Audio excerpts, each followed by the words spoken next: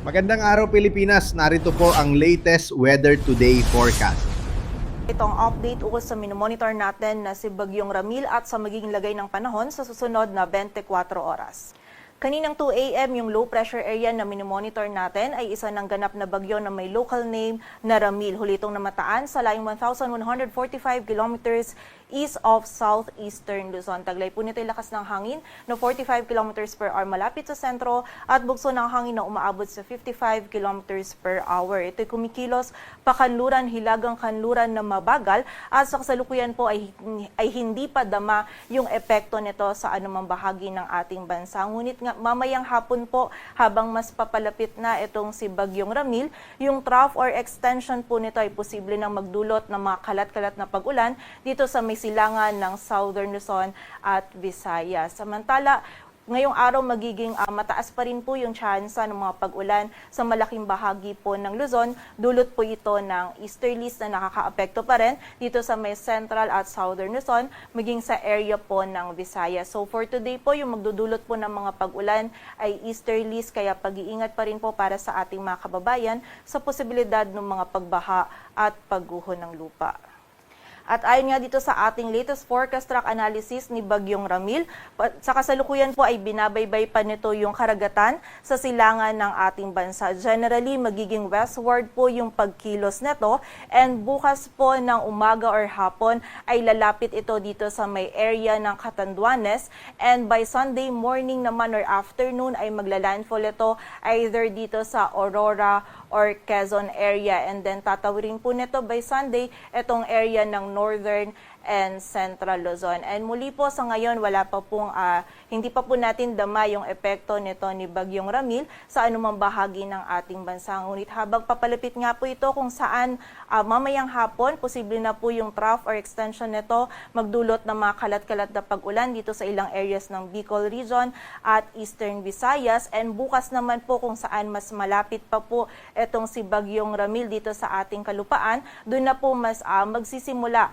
na maramdaman po natin yung direct effect nito most likely dito po sa may Southern Luzon, Visayas area. And then by Sunday naman, habang ito ay patungo naman dito sa may area ng either Aurora or Quezon, ay mas mararamdaman na din po natin yung direct effect nito dito naman sa area ng Northern and Central Luzon. So expect po natin may mga malalakas na hangin po and mga pag-ulan na mararanasan yung malaking bahagi ng Northern and Central Luzon, maging yung silangan din po ng Southern Luzon at Visayas over the weekend. Kaya po pag-iingat at paghahanda para sa ating mga kababayan. And also hindi rin po natin inaalis yung possibility na magkaroon pa ng mas southward shift or maging mas mababa pa yung track nito ni Bagyong Ramil. Kapag po naging mas mababa pa yung track nito ni Bagyong Ramil, posible pong magbago yung ating landfall area or magiging dito po sa area ng Southern Luzon or maybe dito din po or posible din po dito sa may summer provinces. And kapag po naging mas mababa yung track po nito or nagkaroon ng southward shift sa track po nito, ay maapektuhan din po itong malaking area pa ng Southern Luzon. Kaya naman po mag-antabay pa rin po tayo sa mga updates na ipapalabas ng Pag-asa.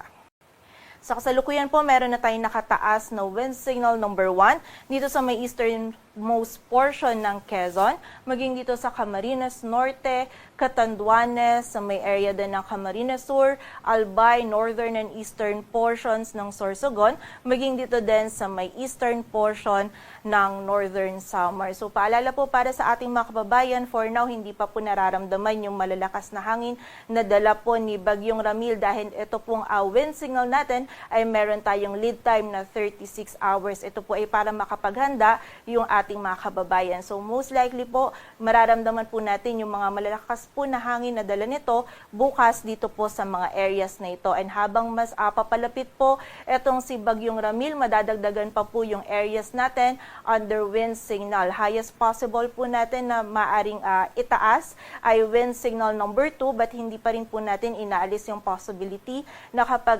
nag-intensify pa into a severe tropical storm, itong si Bagyong Ramil, ay posible po tayo magtaas ng wind signal number 3. Kaya muli po, pag-iingat pa rin para sa ating mga kababayan, and yung ganito pong kalakas na hangin, posible pa rin po ito magdulot ng mga damages, lalong-lalo na sa mga structures na gawa sa light materials. Kaya po paghahanda para sa ating mga kababayan. Samantala, para naman po sa mga pag-ulan, bukod po sa trough nito na posible na makaapekto mamayang hapon dito sa may silangan or sa ilang areas ng Bicol Region at Eastern Visayas, bukas po mas mararamdaman na yung direct effect nito ni Bagyong Ramil. Posible na po yung 50 to 100 millimeters of rainfall dito sa Quezon, Camarines Norte, Camarines Sur, maging sa Catanduanes, Albay, Sorsogon at sa Northern Samar. Kaya muli po, paghahanda para sa ating mga kababayan and doble ingat po sa banta ng mga pagbaha at pagguho ng lupa. And na-expect po natin by Sunday, mas malaking area pa po yung makakaranas ng mga malalakas po na pagulan na dulot ni Bagyong Ramil. Kaya naman muli, mag-antabay labang po sa updates na ipapalabas po ng Pag-asa.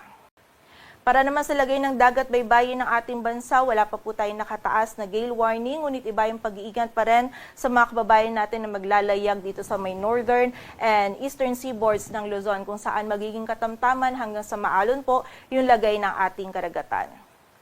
And in-expect naman natin mamayang hapon or bukas ng umaga, posible na po tayong magtaas ng gale warning dito sa may northern seaboard ng Eastern Visayas maging sa seaboards ng Southern Luzon.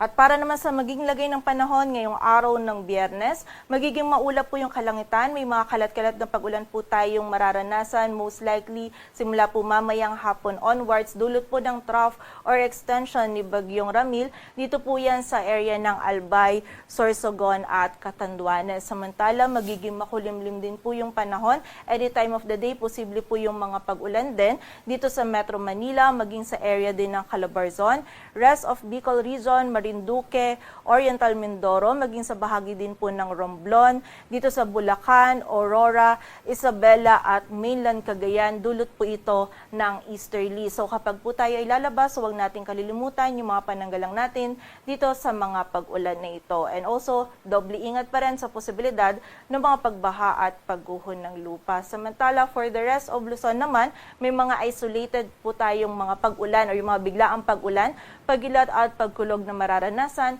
dulot pa rin ng easterlies.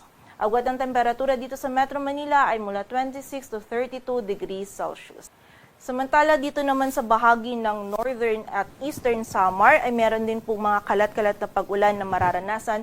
Dulot din ito ng trough or extension ni Bagyong Ramil. Samantala, for the rest of Visayas naman, magiging mataas din po yung possibility ng mga pag-ulan, pagkilat at pagkulog na dulot naman ng easterlies. And dito naman po sa buong bahagi ng Mindanao, meron tayong mararanasan pa din ng mga isolated na mga pag-ulan. Dulot ito ng mga localized thunderstorms. And during severe thunderstorms, posible pa rin po tayo makaranas ng katamtaman hanggang sa mga malalakas po na pag-ulan na maaari magdulot pa rin ng mga pagbaha at pagguho ng lupa. Kaya naman pag-iingat pa rin para sa ating mga kababayan.